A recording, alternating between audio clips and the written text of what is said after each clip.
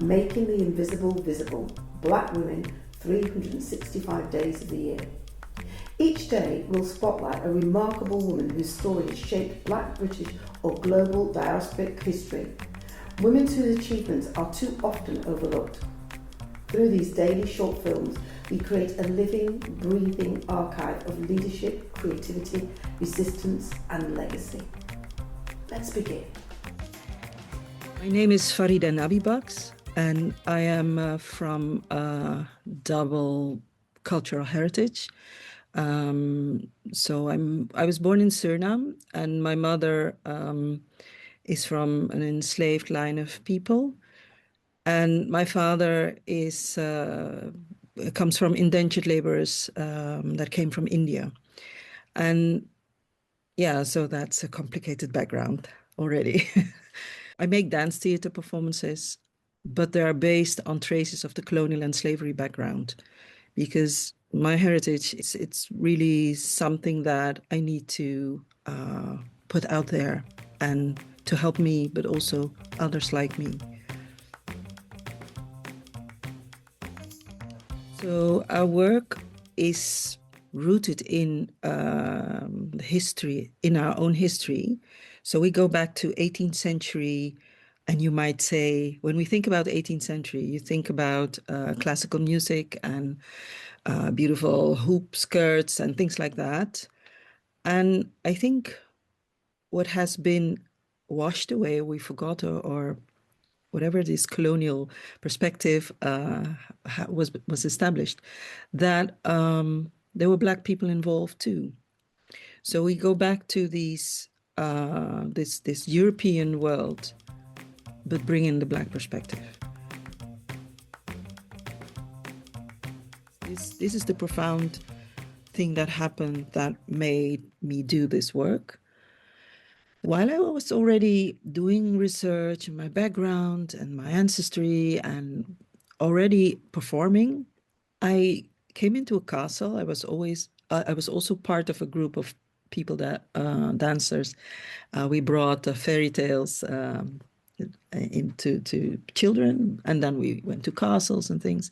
So it might have been the second or the third time I came into this castle, and we had performed in front of the picture portrait. And at one point I turned around and I saw a countess with a hoop skirt like I'm wearing here at the back of me. This is me in my younger years. So I was coming from ballet. I thought, oh, this is beautiful. What a beautiful painting. So I looked up at the white countess, and then at some point my gaze shifted to the left, and I saw a Black man in the shadow. And I was horrified because I hadn't seen him at first. And it was the second or third time that I was in that castle. So even I, in this world of these mental patterns that we are, that were passed down, of who is in the spotlight, or who is the one that is the norm or not, I didn't see the Black man. And then when I looked at him, also immediately I recognized that I'm not like her, even though I have the bogan on behind me, but that I'm like him, still in the shadows, with everything that I have, that I can, that I want to bring to the world. I'm still not seen. And this, I've also done performances on this. This is such a, we are still in that world.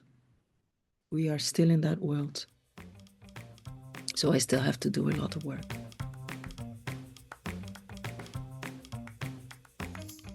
Yeah, it's really a challenge to find moments of joy and small wins, because they are small. It's so much hard work and still not so recognized. And I think what I could say that helps me to carry on is when you do get recognized, to be with friends who recognize and who carry me. It tells you that you're not alone, that there are more people working for this new world. Has to be a new world, a decolonized world where respect of every person, every living being actually, and the earth is the most precious. Thank you for joining us for today's story. Making the invisible visible is our commitment to ensuring that Black women's histories and contributions are recognised, valued and kept in daily circulation. Across 2026, we will continue to share these powerful narratives, 365 days of impact, brilliance and inspiration. Stay connected, join the conversation and help us champion the women whose journeys continue to shape our world.